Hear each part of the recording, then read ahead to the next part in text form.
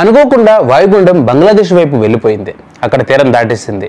అందువల్ల దాని ప్రభావం అసోంపై బాగా పడింది. కొన్ని రోజులుగా అక్కడ భారీ వర్షాలు కురవగా వాయుగుండంతో ఏకంగా వరదలే వచ్చేశాయి. అసోం రాష్ట్రంలో కొన్ని రోజులుగా భారీ వర్షాలు కొనసాగుతున్నాయి. తాజాగా బంగ్లాదేశ్లో తీరం దాటిన వాయుగుండం ప్రభావం ఈశాన్య రాష్ట్రాలపై పడింది. ముఖ్యంగా అసోం మునిగిపోయింది. ఆల్రెడీ వర్షాల వల్ల చాలా నీరు రోడ్లపై ఉండగా వాయుగుండం వల్ల మరిన్ని భారీ వర్షాలు కురిసి పరిస్థితి దారుణంగా తయారైంది.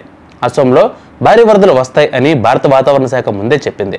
అధికారులు కూడా అక్కడ ప్రజలను అప్రమత్తం చేశారు.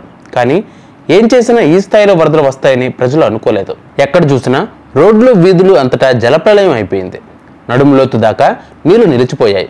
ఇంకా వానలు పడుతూనే ఉన్నాయి.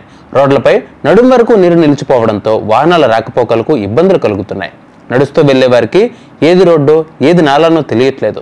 గౌహతి నగరంలోని దాదాపు అన్ని ప్రాంతాల్లో నీరు నిలిచిపోయింది. జనజీవనం అస్తవ్యస్తమైపోయింది.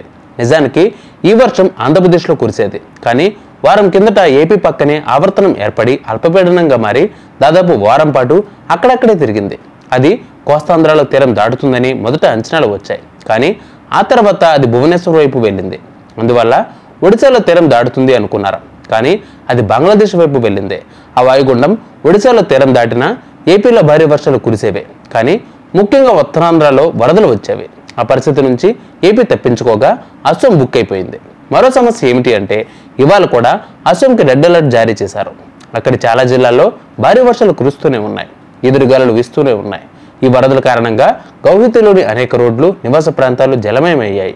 విద్యుత్ సరఫరాలో అంతరాయం ఏర్పడి ప్రజలు చీకట్లో ఉంటున్నారు. చాలా ప్రాంతాల్లో ఆగిపోయిన వాహనాలతో ట్రాఫిక్ జామ్లు కనిపిస్తూ ఉన్నాయి. ఇక ప్రజలు అనవసర ప్రయాణాలు చేయవద్దని, కొండల ప్రాంతాల్లో నివసిస్తున్న వారు అప్రమత్తంగా ఉండాలని అసోం రాష్ట్ర విపత్తు నిర్వహణ సంస్థ సూచించింది. రాష్ట్ర మంత్రి జయంత మల్లబరువా గౌహతిలోని నీటితో నిండిన ప్రాంతాలను సందర్శించి పరిస్థితిని సమీక్షించారు. నగరంలో నీటి నిల్వ సమస్యను శాశ్వతంగా పరిష్కరించాలని గౌహతి హైకోర్టు గతంలో ఆదేశించినప్పటికీ ఈ సమస్యపై ప్రభుత్వం తగిన చర్యలు తీసుకోలేదని కోర్టు ఆగ్రహం వ్యక్తం చేసినట్టు తెలుస్తోంది. ప్రభుత్వం అత్యవసర సహాయ బృందాలను రంగంలోకి దింపి నీటిలో చిక్కుకున్న వారిని రక్షించేందుకు చర్యలు చేపట్టింది. రాష్ట్ర వ్యాప్తంగా ఈ సహాయక చర్యలు కొనసాగుతూనే ఉన్నాయి. మరో 3 రోజుల పాటు అసోంలో భారీ వర్షాలు కురిసే వాతావరణం ఉందని వాతావరణ శాఖ హెచ్చరించింది. అందువల్ల ప్రజలు ఆందోళన చెందుతూ ఉన్నారు. ఈ వర్షాలు వరదలు రాష్ట్రంలోని వ్యవసాయ రవాణా వ్యవస్థలపై తీవ్ర ప్రభావం చూపుతూ ఉన్నాయి. రాబోయే రోజుల్లో వాతావరణ పరిస్థితులు మెరుగుపడే వరకు ప్రజలు అప్రమత్తంగా ఉండాలని అధికారులు హెచ్చరిస్తున్నారు.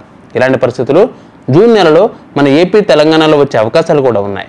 ఇప్పటి నుంచే ప్రభుత్వాలు తగిన జాగ్రత్తలు తీసుకోవడం మేలు. మరి మీరేమనుకుంటున్నారో కామెంట్ చేయండి.